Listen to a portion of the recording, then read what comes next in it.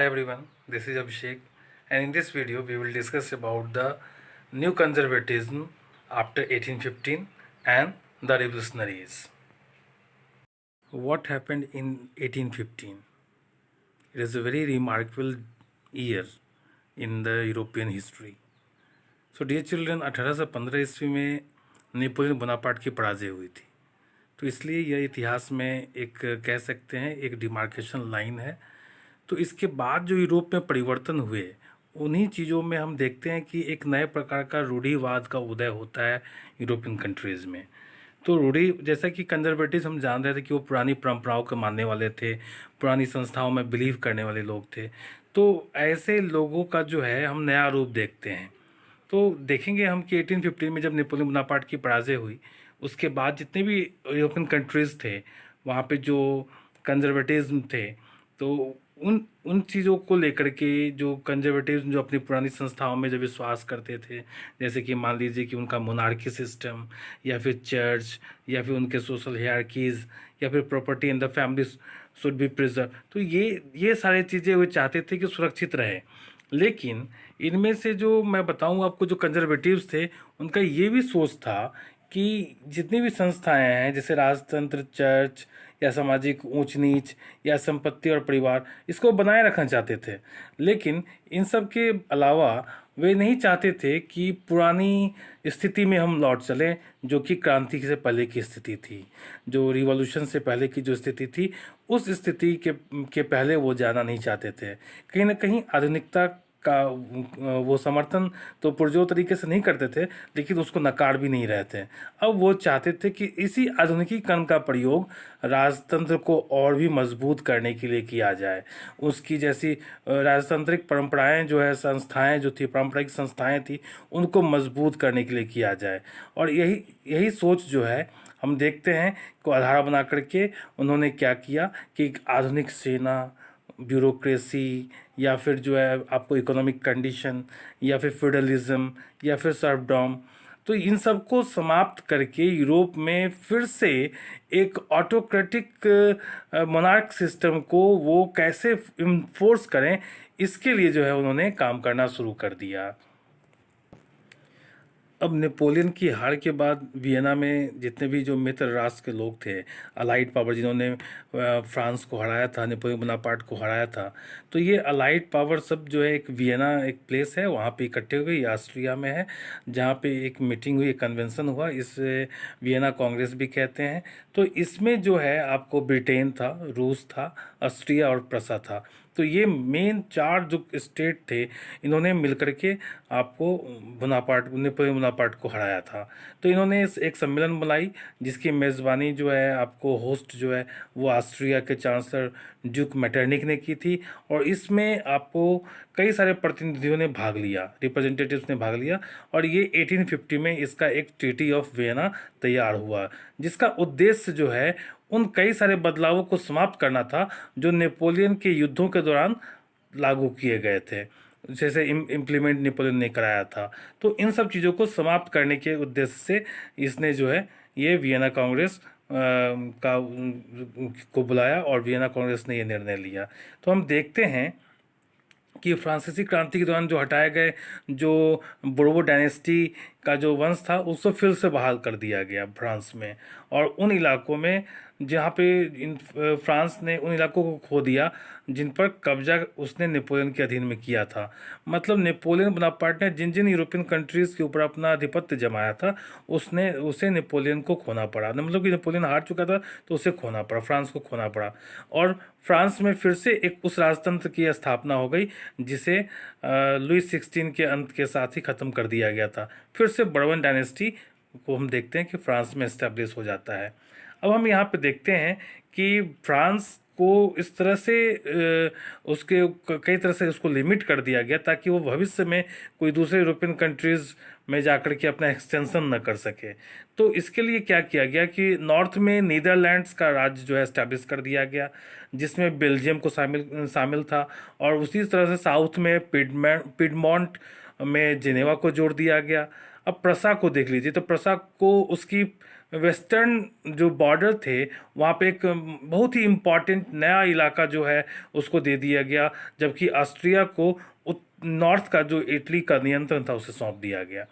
तो हम इस तरह से देखते हैं कि नेपोलियन के द्वारा 39 स्टेट्स को मिलाकर के जो जर्मन महासंघ एस्टैब्लिश किया गया था उसको बरकरार रखा गया। क्यों बरकरार रखा गया? क्योंकि उसके बहुत सारे फ़ायदे थे। जैसे मैंने बताया था कि जॉल्वेरिन नाम की संस्था बनाई गई थी 39 स्टेट्स को मिला करके, तो उसके फ़ायदों को के मद्देनज़र उसको बनाए रखा गया। अब पूर्व में क्या था कि रूस को पोलैंड का एक हिस्सा दे दिया गया, जबकि प्रशा को सैक्सनी का एक हिस्सा प्रदान कर दिया गया। इस प्रकार इसका सबसे जो मुख्य उद्देश्य था वो इन राजतंत्रों की बहाली थी जिन्हें नेपोलियन ने अपने युद्धों के बाद ख़त्म कर दिया था। जिन जिन स्टेट्स में जो है उसने उन राजतंत्रों को ख़त्म कर दिया था उनको फिर से यहाँ पे एस्टैब्लिश कर दी गई। अब ये देखते हैं कि साथ ही साथ यूरोप में एक नई तरह का कंजर्वेटिज्म जो है एस्टैब्लिश करने का भी यह प्रतीक था, जिसमें आधुनिकता भी शामिल थी।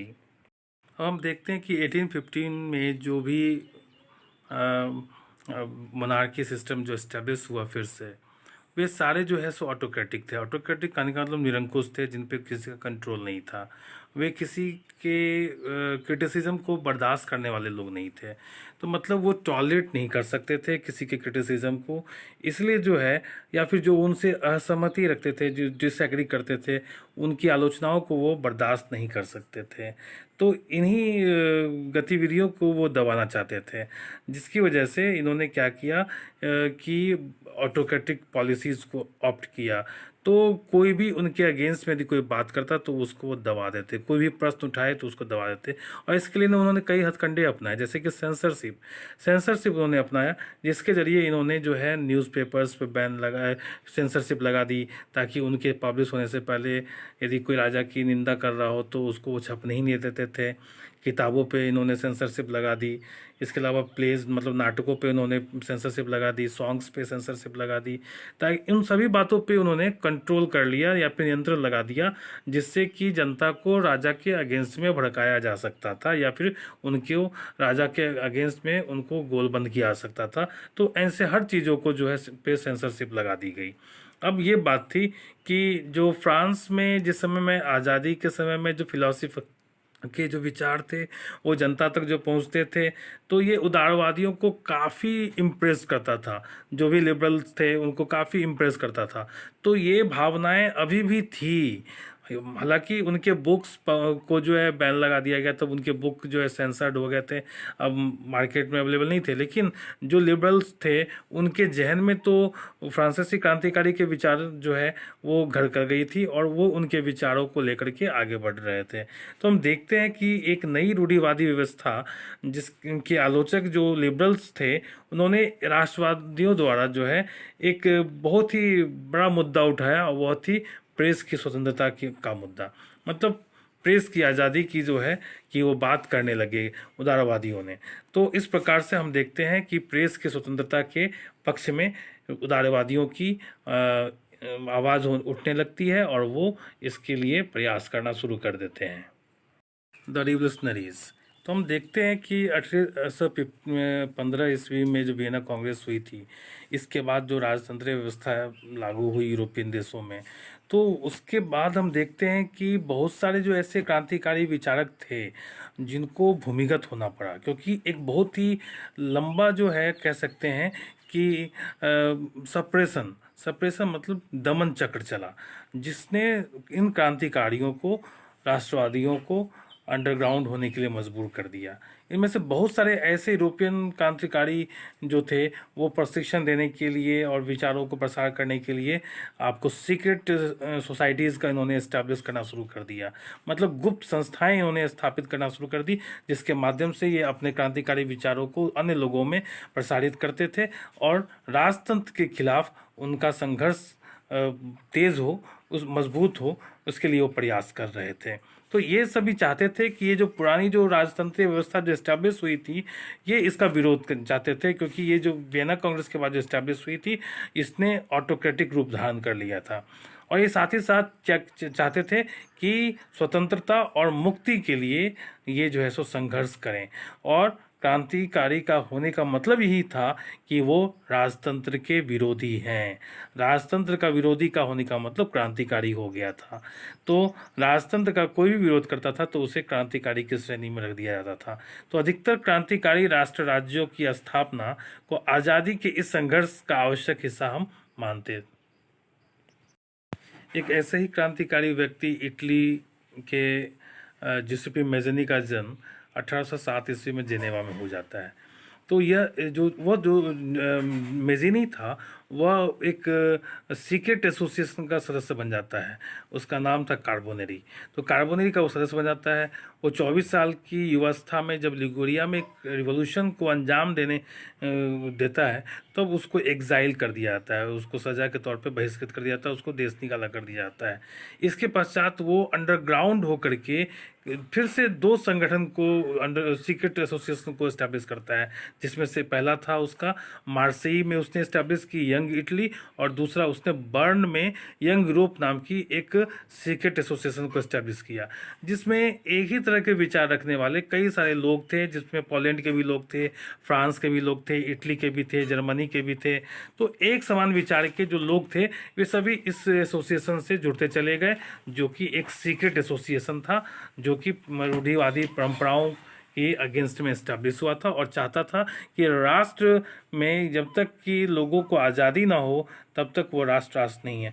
और इसलिए वे सभी गुप्त तरीके से अपने विचारों को आदान प्रदान करने लगे, प्रचार प्रसार करने लगे। अब हम देखते हैं कि मैज़नी का विश्वास था कि ईश्वर की मर्जी के अनुसार राष्ट्र ही मनुष्य का प्राकृतिक इकाई है। मतलब कि राष्ट्र जो है हम सभी लोगों की एक नेचुरल कह सकते हैं कि यूनिट है। और इस प्रकार से इटली कई सारे छोटे छोटे राज्यों में बटा हुआ था। तो इस तरह से हम राष्ट्रवाद की कल्पना नहीं कर सकते हैं जब हम कई भागों में बिखरे पड़े हों। तो उसे जोड़ करके एक बहुत ही बड़ा व्यापक राष्ट्र का निर्माण करना उसकी सोच हो गई, और इसी का परिणाम हम देखते हैं कि इटली का यूनिफिकेशन हो जाता है। तो इटली का यूनिफिकेशन इसी का मूलभूत आधार बना करके हम देखते हैं कि इटली का यूनिफिकेशन होता है। तो इस मॉडल को देख करके जर्मनी में भी इस प्रकार की कई तरह के संगठन बने, फ्रांस में भी, स्विट्ज़रलैंड में भी, या फिर पोलैंड में भी इस तरह के जो सीक्रेट एसोसिएशन थे वो इस्टेब्लिश होते हैं, जिनका मकसद था कि वे यूनिफाई होकर के अपने यहाँ एक राष्ट्रवादी सरकार की गठन करें। तो इस प्रकार से सभी का जो है ये जो मोनार्कियल सिस्टम था, जो आपका रेडिकल जो ऑर्गेनाइजेशंस थे या फिर परंपराएं थी, उन सभी के विरोध में था।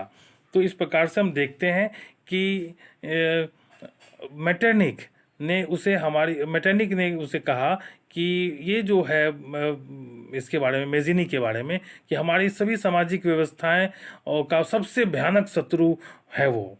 किसके बारे में कहा? तो मैज़नी के बारे में कहा उसने।